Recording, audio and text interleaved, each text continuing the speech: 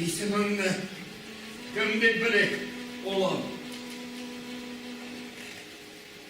Daniya. Daniya. Daniel! Sen bizden avluya getir. Oğuzhan'a. Bizden avluya getir. Bir kesi yetim olup 5 yıl işikten işik yetintiretmeli. Sonra kozaklar yoluna çokmak dolasına gider. Vay mı? Kupni ko'rib ko'p g'azablar kechirgandek. Turmushini birinchidan ikkinchi yilga surib yurgandek.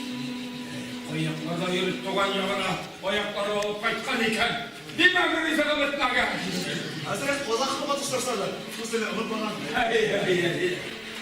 Tulpardan o'z yerini egallab topa. Tug'an yoqqan el-yurt qoshitamizmi edi?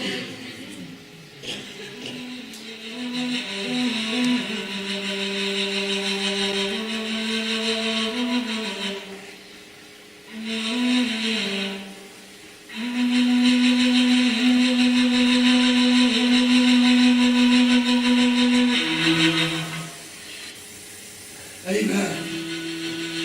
Ulan kaybolma be! Ata babanın ruhlarını da biz de bir sat